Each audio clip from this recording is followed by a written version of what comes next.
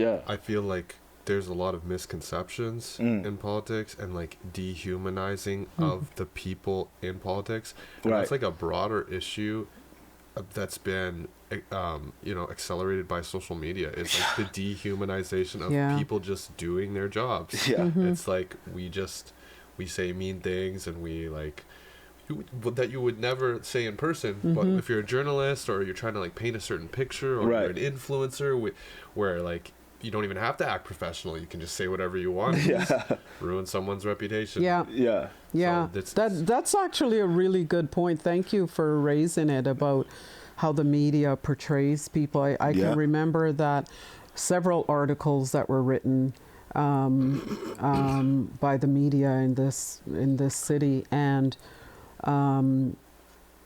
just the way I was painted, or portrayed. And I would go to the door. I would go to the doorstep to door knock, and people would say the things to me that, like, from an article. Yeah, like those captions. Like they'd say, "Oh, you can't. You keep walking away from all the interviews. You don't know how to answer questions." Or they'd say to me, "You're incompetent because so and so said it in the article." And must be true. And I think the people who write these things and say they know that they have a captive audience and who these people are, and that it works with them.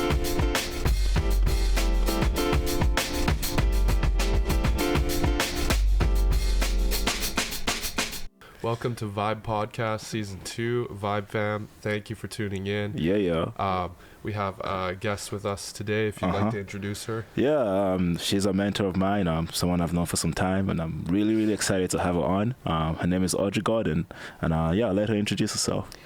So thank you, Vybe Network, for the opportunity to join your podcast. I think I'm the first person for this season.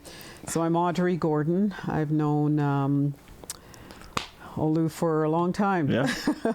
And I'm currently the president of Perle Consulting. It's a consulting firm founded in Manitoba, but we provide services all across Canada, the United States, and the Caribbean. I wear a lot of hats, but only one at a time. And so I'm the president right now and founder of this business, and I'm the former Minister of Health in Manitoba and the former Minister of Mental Health, Wellness and Recovery. And I've worked in many different spaces, spent a lot of my career in healthcare, in government with settlement and newcomer supports and immigration. I'm an instructor at the University of Manitoba. I teach in the MBA in the Asper School of Business. I teach MBA graduate students, and I also teach in I'll do a plug for them, J.W. Burns Executive Education Center in the heart of downtown Winnipeg. So it's been a good trajectory in terms of my career. So thanks for the opportunity. That's incredible. I think last year you sent me a podcast that you did, and I listened to that. I was just like, wow, there's so much about you I didn't know. It's like I feel like I'm always learning something new about you, and I've known you for over 5 years now. I think today you learned that I grew up in the downtown core area, right?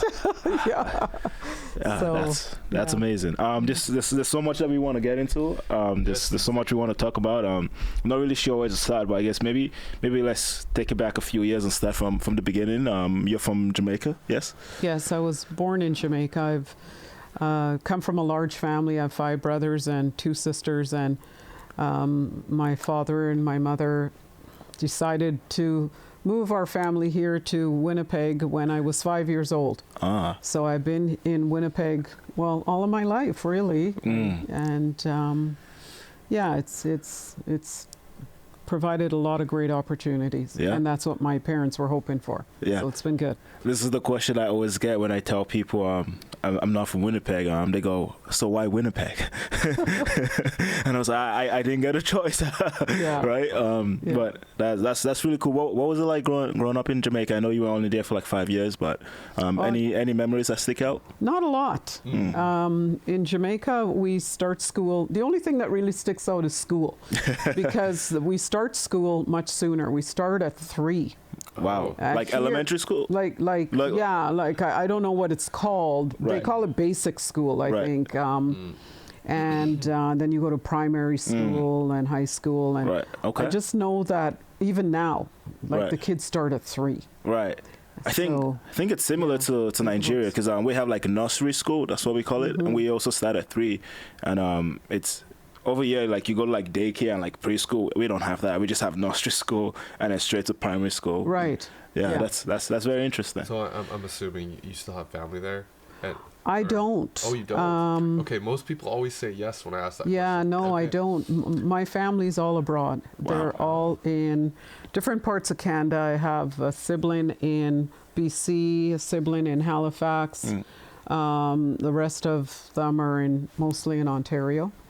But my extended family is like in the US, the UK. Yeah, they're all abroad. Yeah. So I'm guessing varied interests and varied reasons for moving all over the world. Yeah, a lot of it, when I talk to them, it's mostly about educational opportunities. So what they wanted to study, they felt that they needed to study abroad or in another province. So it was mostly school, and the temperature. Like my brother, who lives in BC, he left Winnipeg and went on a vacation to BC for 2 weeks and didn't even come back to pack up his apartment. He had his roommate pack it up. He's never come back here.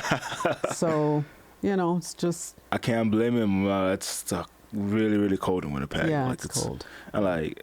They tell you get used to it. I've been here 13 years. I'm still not used to it.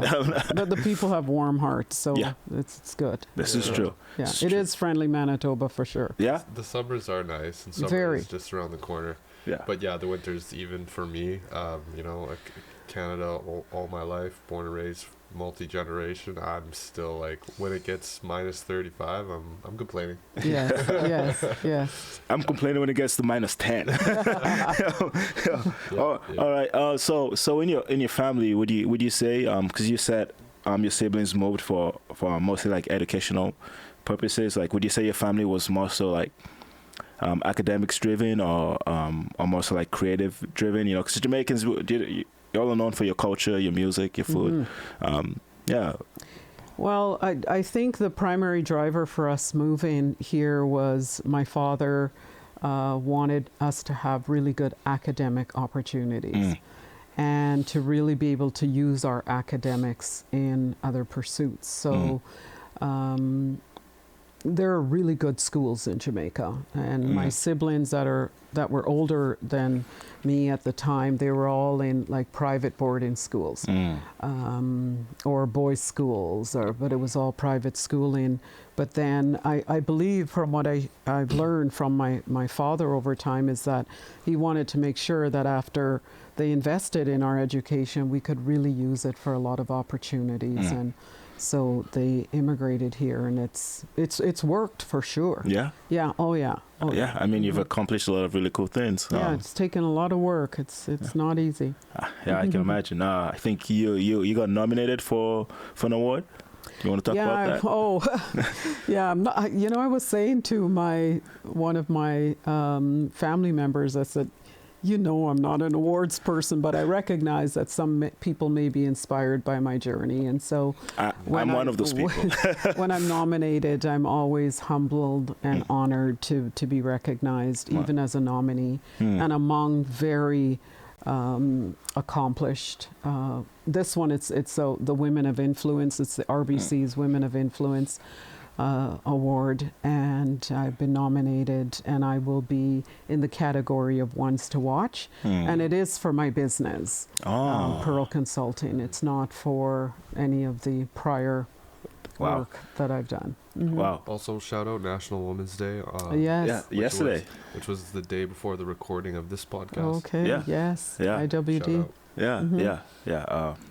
Yeah. So I spent most of my career in government, in the immigration area. So I was the head of multiculturalism for the government for, I think, a little over 5 years. Okay. And I was going through some of my paperwork the other day, and I said, oh my gosh, like I worked really hard to establish the first celebrations of Canadian Multiculturalism Day in the province, and so I'm very proud of that. And then I worked in the settlement and newcomer supports area, helping, newcomers to settle in Manitoba and their children. And then I decided to pursue was one of my passions, I have many of them, is healthcare. I was sitting on several healthcare boards at the time, and I thought, well, maybe I should work in the industry too. Yeah.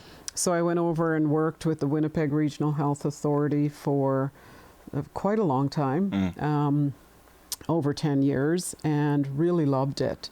It was an opportunity to work with programs ranging from child health to long-term care, what we call cradle to grave, right?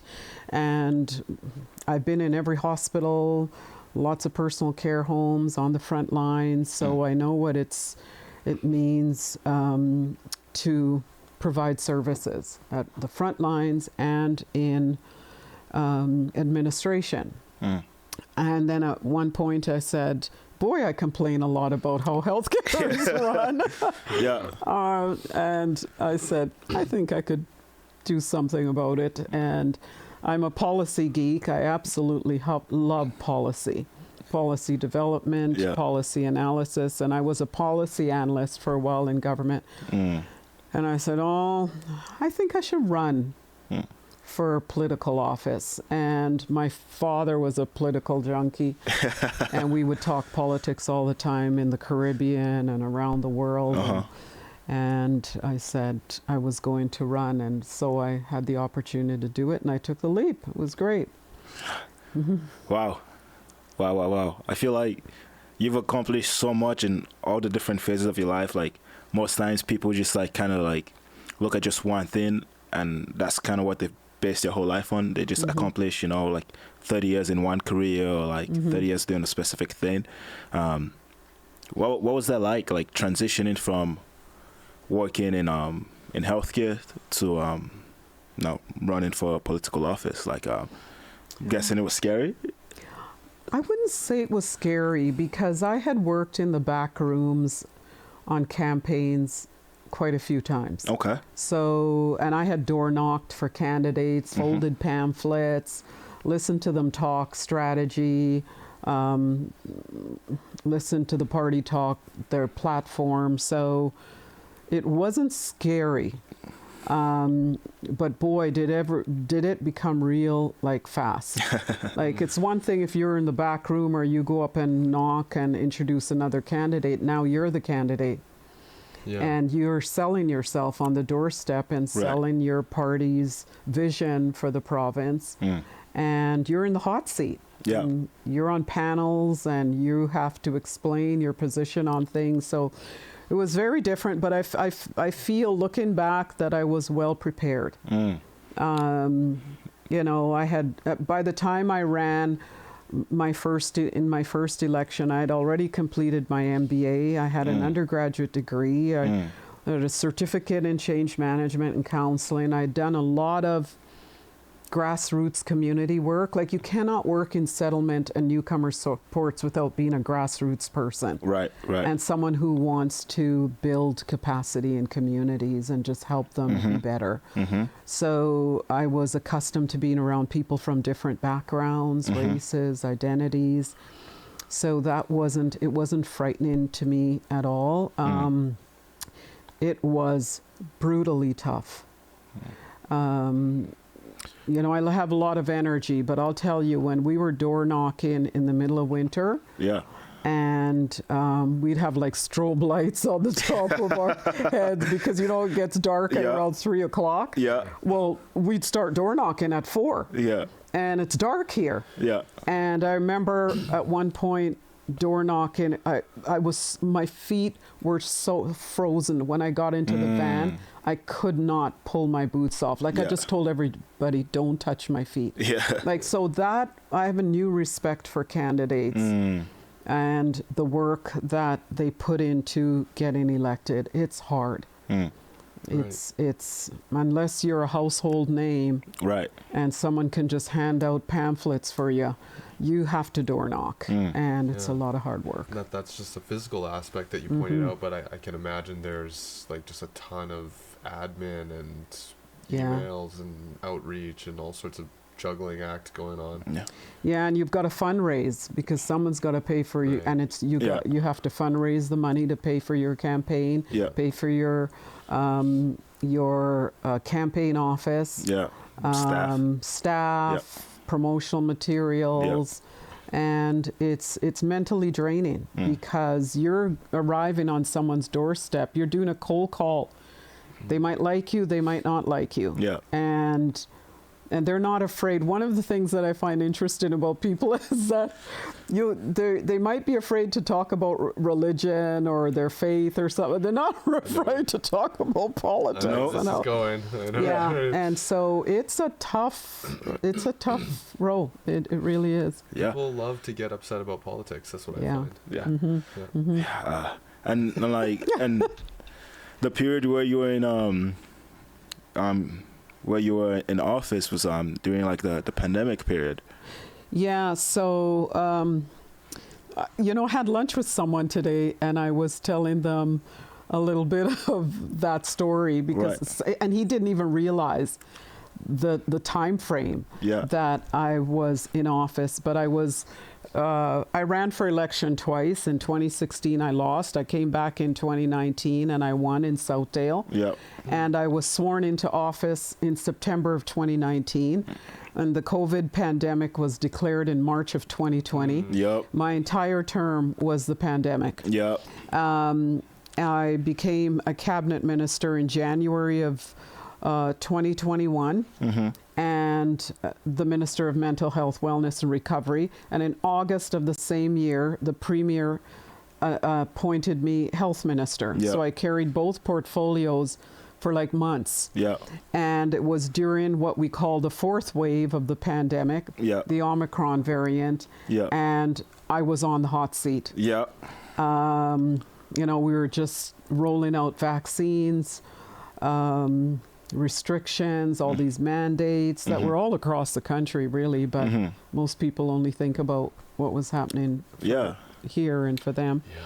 So it was a tough time. And so I was having lunch with that person today, and I said, you know what's interesting? I said, over the period of the pandemic, I was, I think, the fourth health minister to occupy the seat. And I said, but they only remember me. And he looked at me and he said, maybe it's because you were the last one. I said, maybe. And I probably had more of a public face at the time. Getting the actual vaccine and lifting the mandates and things like that. And perhaps that's why. But there was like 3 or 4 of us that were health ministers during I mean, I turned 18 in 2018, so I didn't really get into politics until the pandemic. So like during the pandemic was when I was like, wow, there's a lot I didn't know, and there's a lot I want to know, and that's when I slowly started getting a little bit more involved in politics. But I can only imagine how much pressure and like added pressure and added responsibilities and during the pandemic it seems stressful from the outside looking in, watching that. But I'm curious, like, do people ever like notice you in the public, like stop you, while you're walking by, or just how's that experience? We would do a lot of press conferences in room 68. And of the legislature, and maybe it was 168. I don't know, but there's a 6 and an 8 in there. So, and every day. Every day we would do a press conference, and I was on radio and TV all the time. So very recognizable. People talk to me in the grocery store. They talk to me when I'm walking in the summer on the walking path. They talk to me in the airport, everywhere. It's it's interesting. It's just starting to get a little bit better now. They say you look familiar. But before, they knew it was me. Now it's just, you look familiar. Right. Yeah, then you can be like, oh, I get that a lot. Yeah. So, I think with time, the further away we get from the pandemic and some of the issues around that, people are just returning to their everyday lives, and to me it feels like a bad dream at this point, just a distant like the whole pandemic. It's so weird because I don't think about it often, but now that we're talking about it, I'm like, man, that was such a weird time. Like I completely forgot how different life was over those several years, For me, like because I live in the south side of the city, and I literally remember during the pandemic, you could go outside, like all the grasses was growing, there was no one like maintaining them, and like you could see so much like deers, and like I saw like deers and beavers and foxes. Like, I'm like, whoa, like it was almost like society had come to a standstill, and everything just like got to flourish, like nature got to flourish. It was really, really cool to witness. But how has life been like post politics? I know you started Perle Consulting. I know you started teaching at the U of M, and we'll get to those. But I mean, what was that transition like? Do you feel like at any point did you feel like, okay, I could just like retire now? I'm done, or like did you feel like I got to go to the next act? Like what was that like? Well, I'm very purposeful in the things that I do, and so when I decided to go into the political arena, I really thought about what would life look like after, because I recognize that these roles are not forever. So I planned my entrance and what my exit would be. Of course, I wanted to serve another term, which is why I ran for re-election. But I was also very aware that I might not be successful. So I had a little bit of a plan in the back of my mind, and it's very different from what I'm doing right now. I had planned to just take some time off and travel. I love to travel, and there are many places I still want to see. And I haven't had the opportunity because I've always worked in these high profile, very intense positions, and I will get the opportunity because I'm my own boss in my business. Right. But I would say the transition is not, it requires a lot of knowing who you are before you even step into the political arena, and why are you going into it? What do you hope to achieve? And how will you achieve it? And what are your values and your principles? And how will you hold true to those? I'm lucky. I have a very strong faith. So my faith is what keeps me rooted. And I have a really strong family. But I still found it difficult after I was it's interesting that we're having this conversation because I had such a long conversation at lunch about this, and so everything's still at the surface. Right. And it's coming naturally to talk about it. But I was telling the person I had lunch with today that I'm a very strong person and very secure and all of that, but I felt knocked off, a little off kilter, off balance after I lost, even though I knew that it could go either way. Right. Yeah. A little shocked that I lost, right, because I had worked so hard in the community, but I also recognized that it's, he was saying to me, the person I was having lunch with, but it wasn't about you. It might have just been the party and they didn't want you guys anymore. And but I still thought that me as the person would win. Right, right. Above party. Me as a person, all the great work I had done in the community with all the community groups would still win.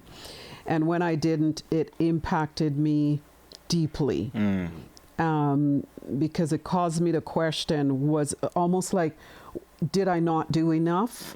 Or was I not as good as I thought I was to them? Wow. And so I was spending a lot of time reflecting on that and internalizing it a little bit.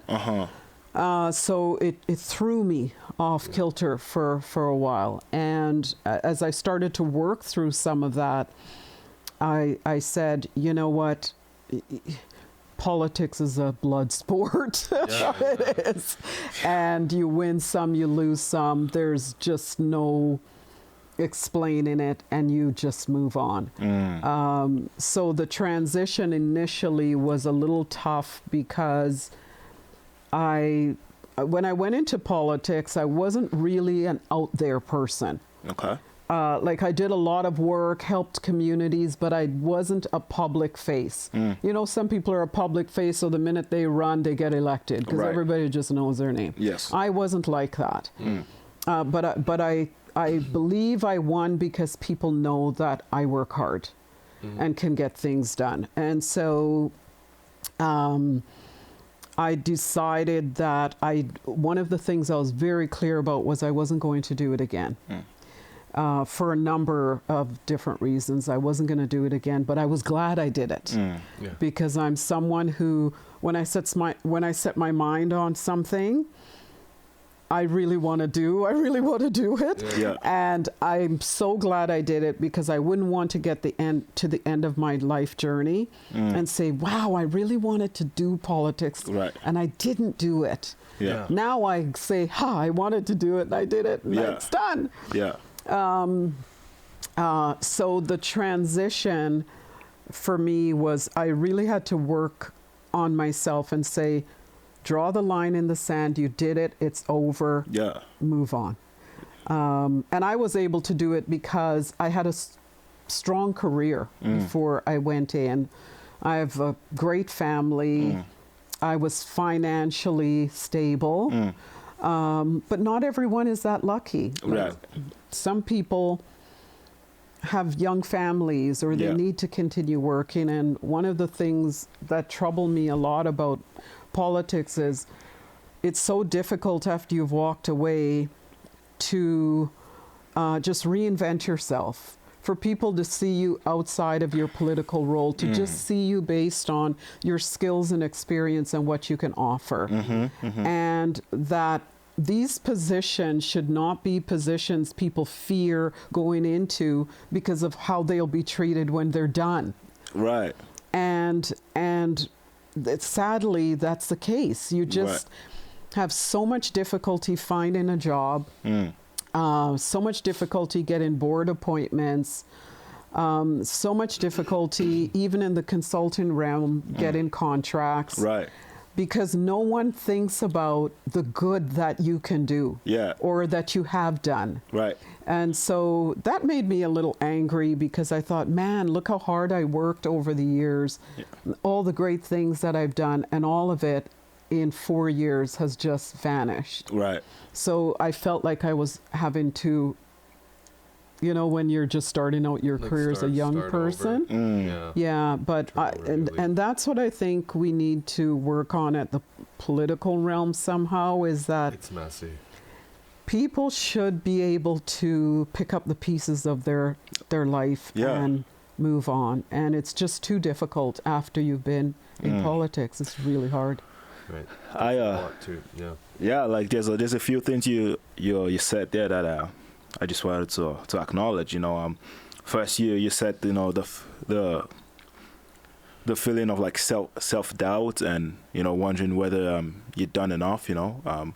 And then I also wonder, like, if there was a little some feelings of betrayal in a sense, you know, feeling betrayed, you know, by your community for not supporting you the way you thought they would, or the way you felt like you were deserving of.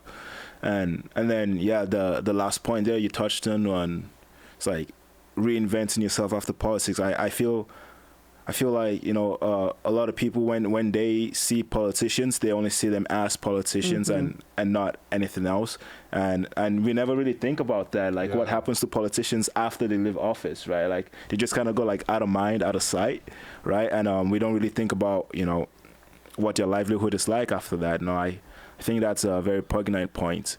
And I wonder how would that get fixed? You know, how would that get better? Like, how does someone, like, because I would imagine that could be a determining factor for someone who's trying to decide if they want to go into politics or not, right? Just thinking about how messy and chaotic it could be and how that affects your personal character and your personal brand and just like what life would look like after that, you know. That's on top of that.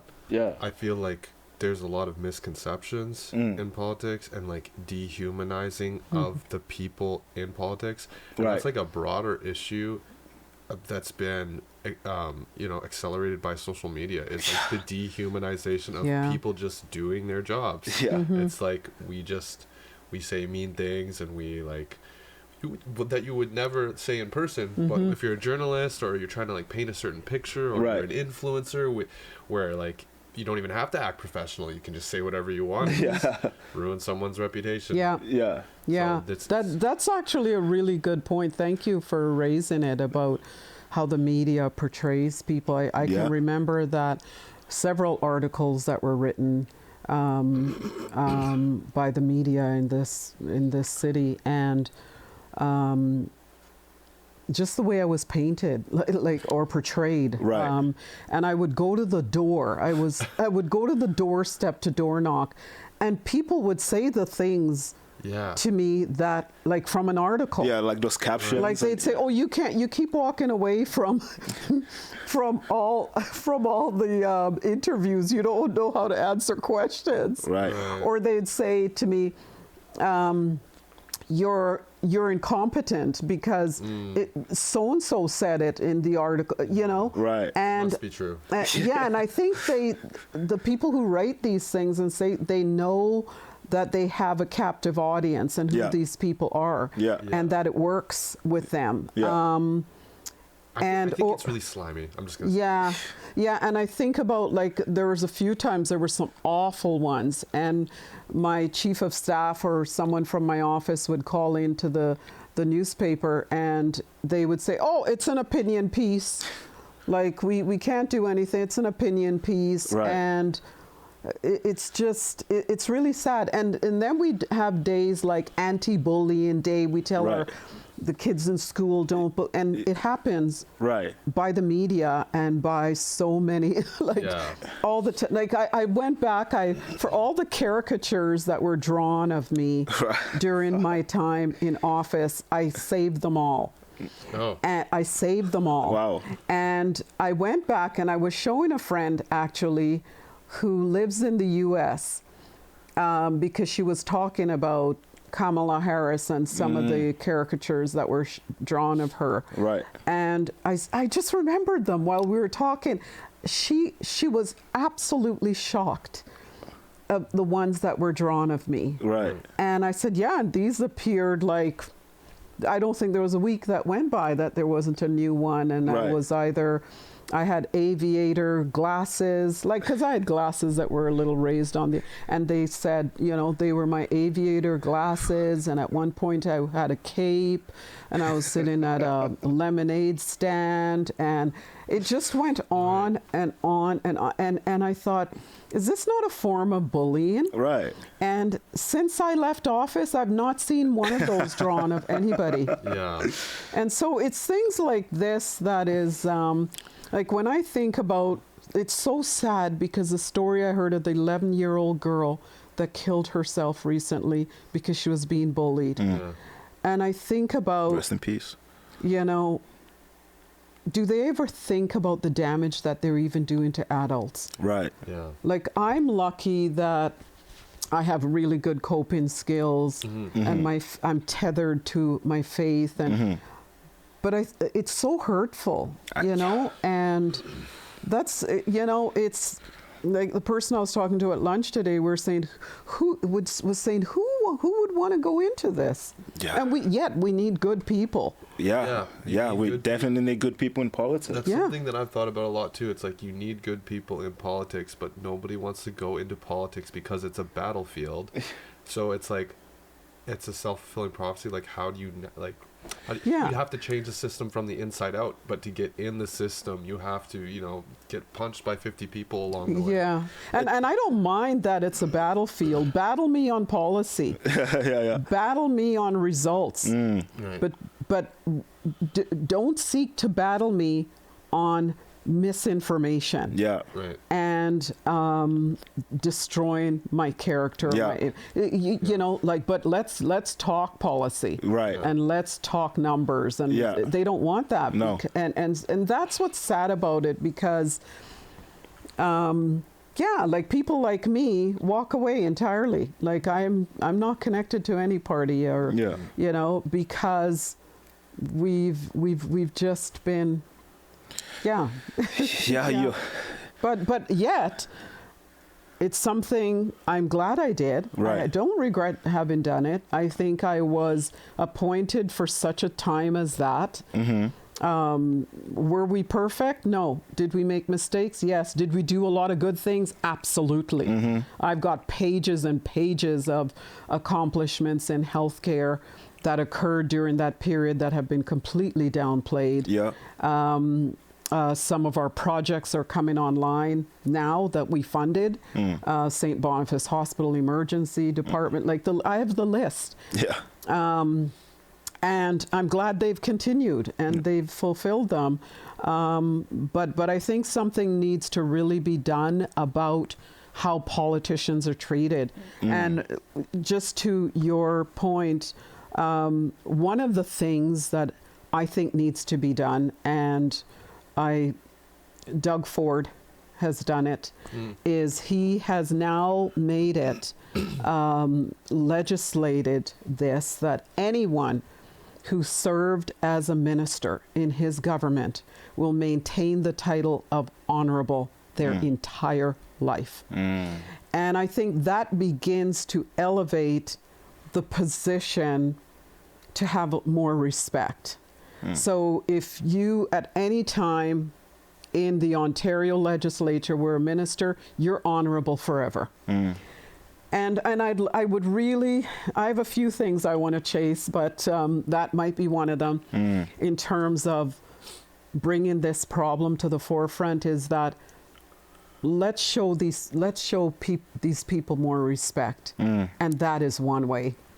And I think it should be adopted across the country, regardless of which government is in place. Anyone who has served as a minister will remain honorable. Right. Right. It's like a doctor doesn't get the doctor taken away from the title after they retire, right? So, that makes a lot of sense. Yeah. So, and there are other things. Like I was watching I think it was CBC or something, about an MP in Ontario who lost his seat after serving a few terms. He might have even served with the city, and he ended up because of many different situations, becoming homeless.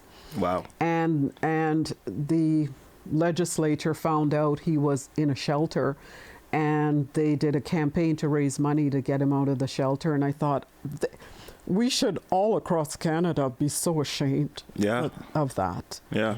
There's got to be a process put in place to just catch people who are falling out of these positions. Like, not everyone glides off into the sunset. Some people are struggling mentally. Their identity was tied to those roles. Or, they loved it so much that it's like something's been ripped from them. Right. And what are we doing to support those people during the transition mentally? With job search, or so I have a few ideas of things that I would like to work on in the next little while. And there's so much good in what you said. I'm gonna try and just take a few things, highlight a few things. First off, I agree with you. Politicians are public servants, and same way we look after teachers and doctors. I think it should be the same way we look after politicians. And it's very unfortunate that like I said, after people leave office, it just kind of goes out of mind, out of sight, and society just doesn't care. Society just moves on. I can only imagine that would give a person a feeling of being used and abused, for lack of a better term.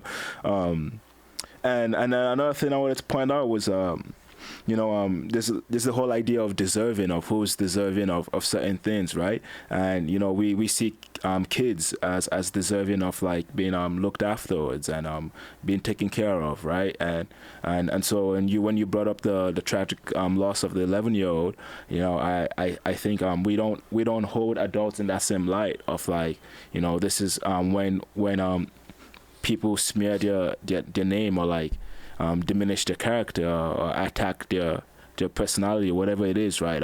We don't hold them in that same light of deserving of love, of deserving of softness, of even deserving of justice. And and I think that's something we could definitely work on as a society. The last part I want to say is with media, I think it's not it's not news. It's nothing new that a lot of times media is how do I say this? It's pick sides, one-sided. They, and I could go on a whole rant about this. Us and we talk about this all the time. How a lot of time it's like there's a lot of lobbying that goes behind the scene, right? Which is why I'm really glad. Like, so as much as I don't like social media, right? I like it to the sense that it creates a balance. You could have podcasts and influencers and like individual people who actually just like provide a neutral platform for voices to be heard without picking a side, without editing it in a way to send a message or I think that's very important because for me personally, I just any mainstream media, I don't partake at all because it's so clearly one-sided, and it doesn't matter if they're on the left or on the right, but it's so clearly one-sided. I consume more podcasts than I do watching the news, like because I just don't trust the news anymore, and it's kind of sad. Like sometimes I hear my parents watching the news and the things that they're saying on the news. I'm skeptical. I'm like, I can't really buy into that. But my thing is, like with journalists, influencers, and people like that, when they're intentionally dishonest, I just have no respect for that. And here's the thing, like I understand that it's a business and that controversy equals money, but like I just don't have respect for that. You can make money off of being honest. You don't have to be deceiving and playing the game of like clickbaiting, all this deception. Like it's I just don't have respect for you. I'm sorry if you do that, but like I'm not sorry. I just don't have respect for people that do that. It's just it's dishonest, and it's let's normalize let's normalize like honesty and just truth telling and I think we live in a society, in a world, in a time period where everything is very polarized, and I don't think it has to be that way. I think democracy stops when people are not able to converse and share ideas back and forth. Regardless of what it is, right? Like, you don't have to agree with someone's point of view to listen to them. You know what I mean? You don't have to agree with someone's point of view to have a conversation. And I can like someone with a different opinion than me. But absolutely. I can't like someone who is a cruel person. You know what I mean? Like, there's a difference between being cruel and painting everyone with the same brush and just having a different opinion. And a lot of people miss that these days. It's sad. There's a saying, right? It goes, opinions are kind of like assholes, and everyone has them, and sometimes they stink. It is what it is, right? It is. I feel like this is a good spot just for me to check the time. Olu was telling me, and you were mentioning earlier about your business, Perle Consulting. How when did you start the business? What is it? What is your sort of your mission with that and the passion behind it? I'd like to know. Okay, so I started Perle Consulting in the spring of 2024. and went public with it in December of 2024. I do want to say it is the word Perle, but it is spelled in the French translation, P-E-R-L-E. And that is another purposeful thing, intentional thing that I've done, is given a nod to the Francophone identity of this country by spelling my business in the French spelling. And Perle Consulting is a dream of mine to take all the different parts of my career and pull it in under one umbrella business. So we work in 3 sectors right now: healthcare, with government and small businesses, and nonprofits. And we provide a wide range of services, ranging from strategic planning to business transformation, process optimization, project management, change management. It's all about helping companies and organizations to thrive and become better. So we are not in the business of helping new startups. It's businesses that are already in operation that want to improve their services or their offerings. We decided to go to be global. So again, it's in all across Canada. We pick up contracts, the United States and the Caribbean. And my focus this year is to really make inroads in the Caribbean. So I'm Jamaican heritage, and so my focus is initially in Jamaica, but it's also with what's called the CARICOM states, which is all across the Caribbean. So that will be my focus for most of this year. Okay. Yeah. Okay. So I'm really pleased. Year 1 was December of 2024. And as you know, I'm nominated under the Women of Influence Award for RBC, and that's after year 1. So I'm really pleased. I could have gone out with this huge bang and hoorah, and I tend to be more of a builder of things, build things up, rather than start high and end low. So and I'm really not like a raw person. I like to fine tune our offerings. Like right now we're looking at possibly what we call niching down the business. So I want to focus a bit of our time in the mental health sector. So in order to do that, this year I went out in my LinkedIn posts with a series called Where We Live. And in my 4-part series that just ended, I'm talking about my personal family history with mental health struggles. So from the time I was a child until now, all the experiences that I've had in my family in the area of mental health. And so what I want to be an advocate. I want to advocate for better housing supports, for better mental health services that are holistic. It's not about treating the symptoms. We need to treat the root cause. We need to see homelessness as being not just about someone who is outdoor, but someone who's struggling with mental health or addictions or both.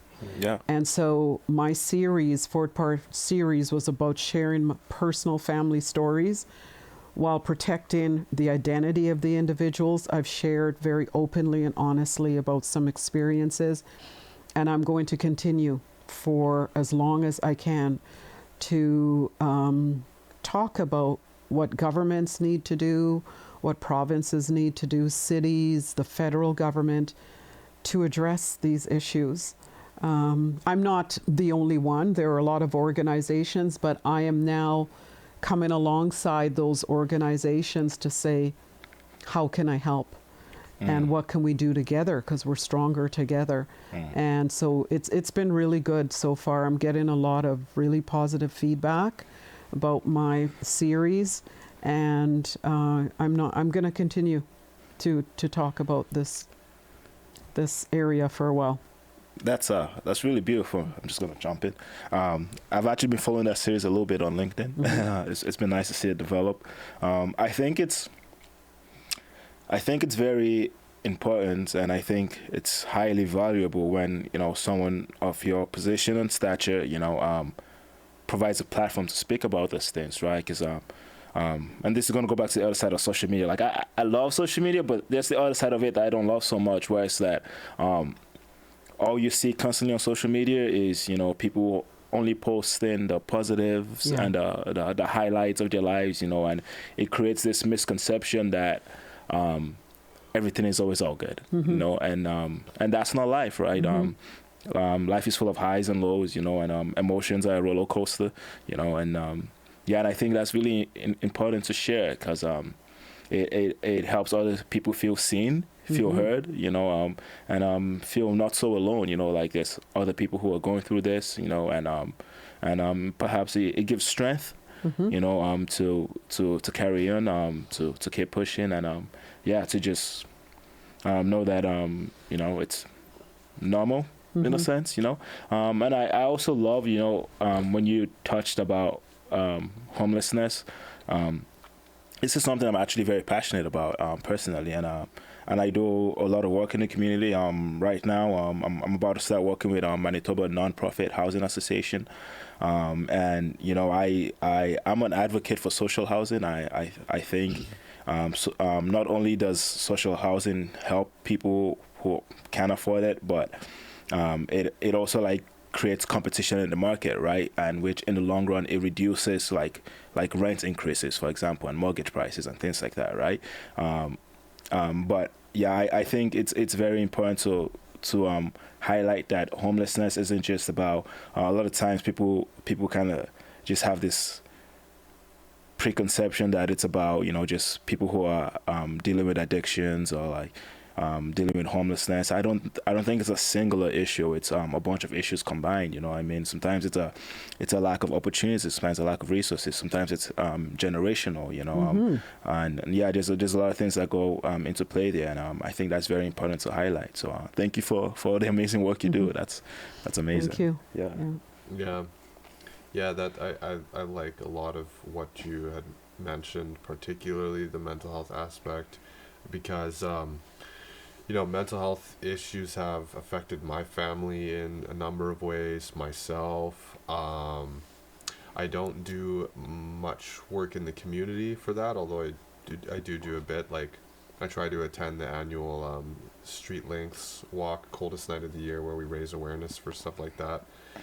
But also in my music, when I'm songwriting, I'm trying to talk about mental health, be more vulnerable, tell people, and even on social media when I'm posting, I'm trying to promote things that are wholesome, tell people that it's okay to not be perfect. It's really beautiful. Everybody is so scared of what people think of them, what this is embarrassing, I have this problem in my head, this is embarrassing. It's no, it's not. It's okay. We need to normalize that we're not perfect. That's how people go down this dark spiral, this dark pit of despair, and it just it sometimes leads to tragic things.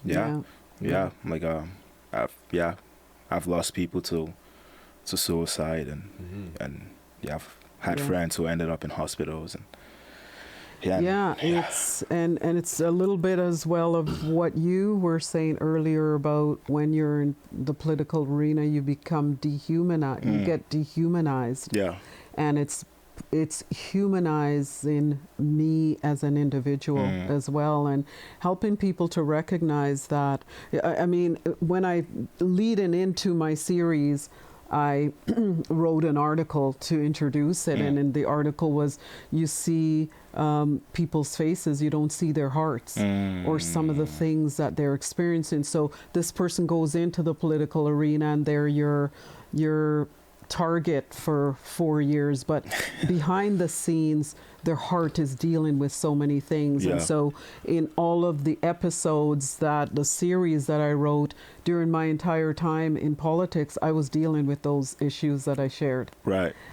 So it's just a reminder that people should not just be your punching bag. because they're being punched to death with all kinds of life issues.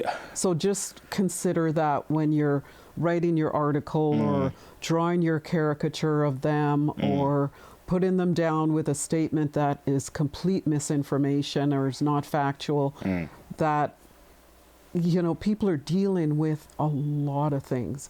So in terms of my business, I know I digressed here a little bit, but I really wanted to have my own business. I got a lot of opportunities to do other things after I left office. And in terms of a 9-to-5 job, I didn't want that again.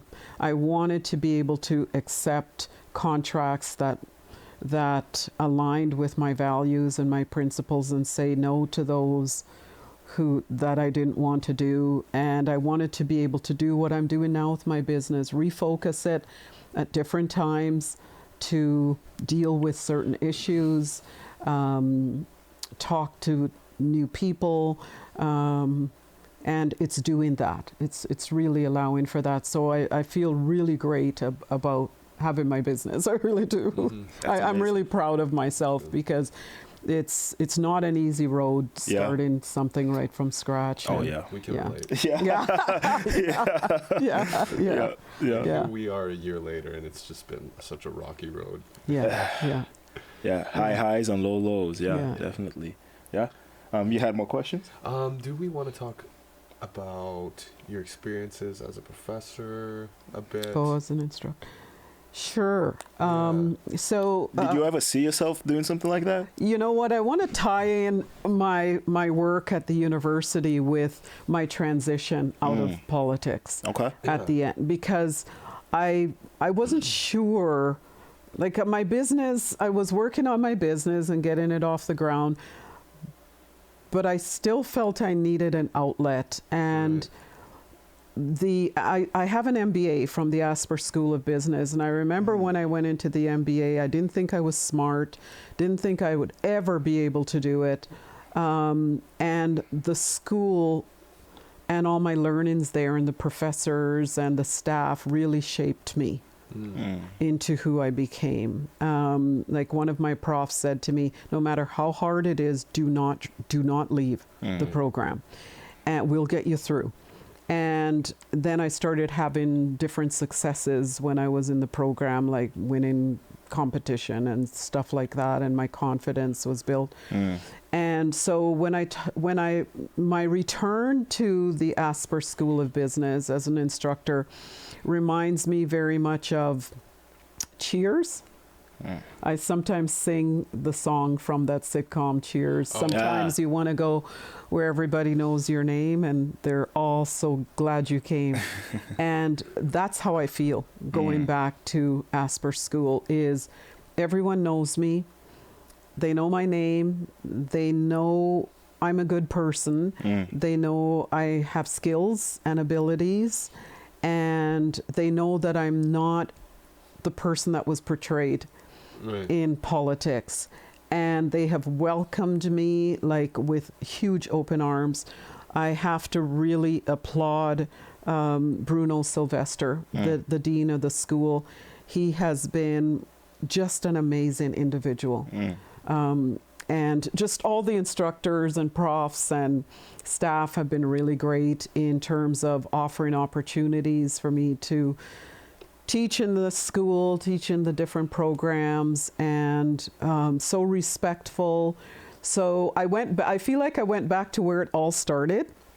And so I teach MBA students leadership and ethics. And I now teach in executives in the Executive Training Center. And it has really helped to rebuild some of the confidence that was lost during my time in politics, and it's just been amazing. It's a really good school, It's been good. For people that don't know, what does NBA stand for? Masters in Business Administration. So you are U of M alumni? Yes, all my studies are from U of M. It's awesome. I'm a bison. Yeah.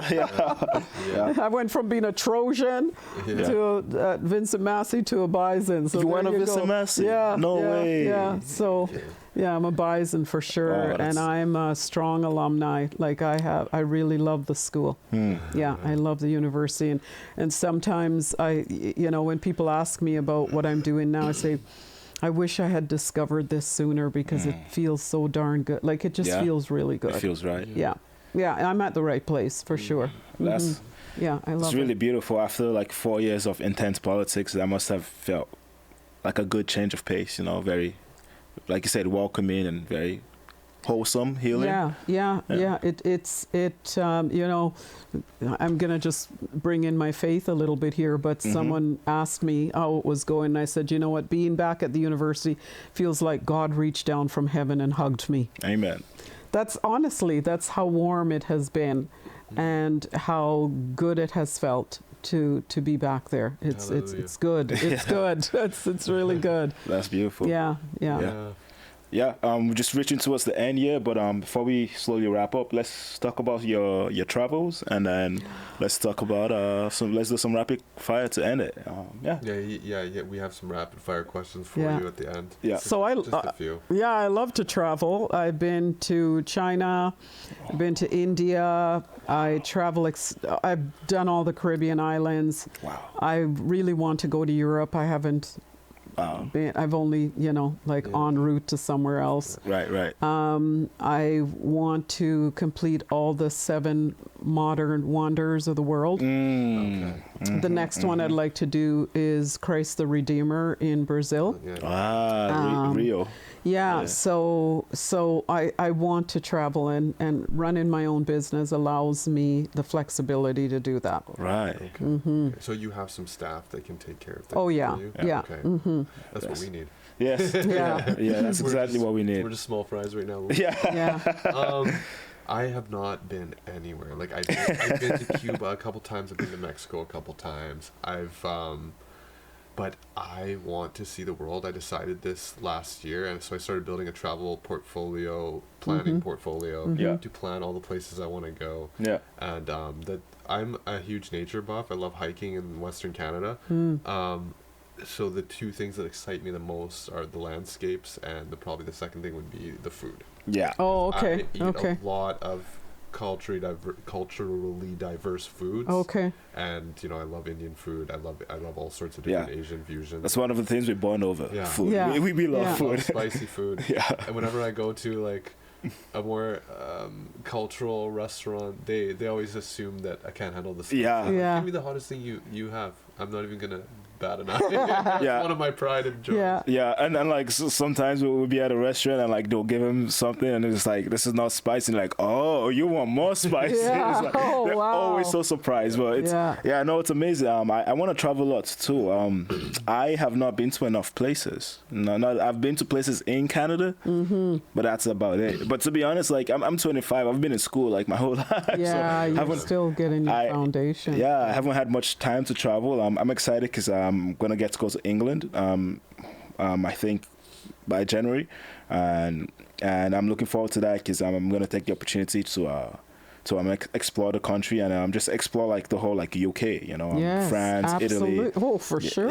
I'm looking forward to it. But I also one of my goals is to climb mountains. I want to climb all of the major mountains, starting with Kilimanjaro. Yes. Okay. Yeah. But I know you gotta train for that. I know you have to train for that. Yeah. So I'm not trying to die. When you're 40, that way if you die, you've at least. No, because but that's something I want to do. And I do want to see all of the 7 wonders as well. Yes. Great. Rio sounds so beautiful. Greece sounds and I love food. I honestly, I want to get to a point where I could just like decide I could just wake up and be like, okay, today I'm gonna travel somewhere. That's where I want to be in my life. Like, and I don't know how that's gonna happen, but we're gonna manifest it. My mom is on a plane right now on her way back from Spain with her spouse. My friends are going to Greece later next month, end of April. Yeah. And then also, what was the other one? Yeah, everyone's traveling without me. Yeah. Yeah. But one day you'll travel without them. I will. Yeah. I will. Mm-hmm. Have you? Obviously, you have some places that you want to go still. Like, what are some of those places you would still like to visit? Well, I'm really targeting the 7 modern wonders. Yes. I have 3 remaining to complete. Which 3? The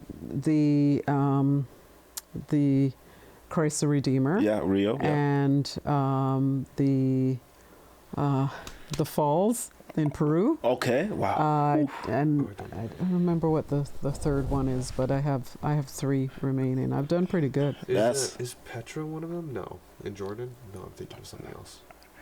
I don't remember none of them off the top of my head. You must know the Great Wall of China. Yes, Come on. I mean, I know them when you mention them. I just don't know them off the top of my head. Yeah. Right? Like The 7 natural. I'm not cultured wonders? enough. Modern wonders. Modern wonders, right? Because they're not natural. Yeah. Yeah. So I mean. Is it like the palace in Sri Lanka? Is that one? Mm. No. No. Okay. No. Yes. No. Yeah. Yeah. There's different wonders. Yeah. Petra is one of them. It's like this, like palace built into the side of a cliff. Okay. Jordan. Yeah. Great Wall of China. Yeah. So yeah. Colosseum, Italy. Yeah. I cannot, The Colosseum. Yes. Yeah. That's what I want to go. I cannot pronounce this Mexican one. Chichen Itza. Chichen Itza. Yeah, I've done that one. Oh yeah, Taj Yeah. Mahal. Yeah. Machu Picchu, Taj Mahal. Yeah, I've done them. Mm-hmm. Oh wow, you've been to the Yeah. Taj? Oh yeah. Man, the story behind the Taj is so beautiful. He like built it for his wife. Like, it's beautiful. Yeah. So there's some things boxes I need to check off. That's amazing. Mm-hmm. That's amazing. Mm-hmm. All right. Well, we're reaching towards the end. Before we do some rapid fires, I just want to say a big thank you for Thank you. coming on our podcast. We do have some T-shirts if you'd like one. We would love to give you one. And really, really thank you for taking the time. I really appreciate it. You guys don't know this, but we had to do a lot of troubleshooting to get to this point. And Audrey was very graceful and patient. So yeah. So thank you. We really appreciate it. And we're gonna do some rapid fire. And I think it should be fun. What's your favorite fruit? Jackfruit. Wow. Jackfruit. Okay. I don't have that. I was not expecting that. Yeah, jackfruit. But I guess it's a Caribbean fruit, eh? Yes. Yeah. I think mine is pineapple or like a really sweet orange. Really? What about you? Either mango or guava. You know, I grew up in Africa. Yeah. We say guava, but guava. Yeah. Okay. Coffee or tea? Tea. Tea. Okay. What kind of tea? Green. Okay. Texting or phone calls? Phone calls. Yeah. Okay. What's your biggest pet peeve? That's a hard one. My biggest pet peeve is just misinformation. Yeah, it just bugs me. Yeah. Like all the misinformation that's out there. It's worse now with like AI. You could barely tell if it's real now. Yeah. Yeah. This isn't my biggest pet peeve, but one of mine is people that walk or drive really slow when you're trying to get somewhere. Oh, this guy's an old grumpy man when he drives. The biggest one. And then, if your life was a movie, what would the title be? Unstoppable. Yes. Like in all capital letters. Yeah. I love it. Yeah. That's powerful. Yeah. Okay, I think that's all we have for rapid fire. Yeah. Oh wow, those are easy. I want to say also maybe just add that. Do you have any do you have any personal interests or hobbies outside of what we've discussed today, or are those your hobbies? No, those aren't my hobbies. No. I mean, I love to read. I love to weight train. I'm an artist, and I hope to get back to like painting. To painting, drawing. Just haven't had time, but those are. I love that. Okay, that's cool. That's cool. Yeah. I always like to ask people that because we talk a lot about career and opinions and stuff, but like you know, people have hobbies. Yeah. Yeah. Yeah. Sweet. Yeah. I don't know. Was that too short of rapid fire? No, it was fine. It was, yeah? Okay. Yeah, because I don't want to have it too long, but yeah. Okay. No, that was good. Perfect. Yeah. Okay, see, guys, she's matching. We got the vibe t-shirt. That's amazing. That's amazing. I'm just a third wheel. Yeah. You got to get on the program. Oh, that's awesome. Okay. Thank you. Yeah, so that brings us to the end of our podcast. Yeah. Thank you very much, Audrey, for coming today. And thanks for having me. It was fun. Kick off this first season of this podcast. We're gonna have a lot of cool guests on. You're the first of many, and I hope I'm in the cool category after all your guests come on. Yeah, that's why we started with you. It was like we gotta start with a bang. Oh, okay. Yeah, we only pick cool people anyway. So. Yeah. I'd be happy to come back at a later date, like just do an update kind of thing of maybe my trip to Brazil to see Christ the Redeemer. Yeah. You know, when I come back from England and you come back from Rio, then we got to do it. You're not coming back from England. Trust me. No. I have to. You won't. Oh. Yeah. Oh. Yeah, maybe you just have to go out there, man. Yeah. I do. I want to actually check out, East Asia, Southeast Asia.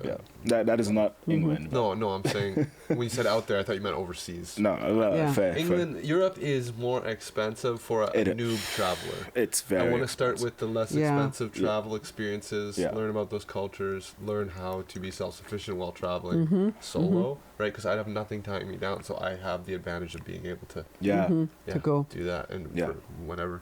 That's awesome. Nice. But thanks. Okay. Yeah. Do you have anything else you'd want to say? No? Good? All right. It's a wrap.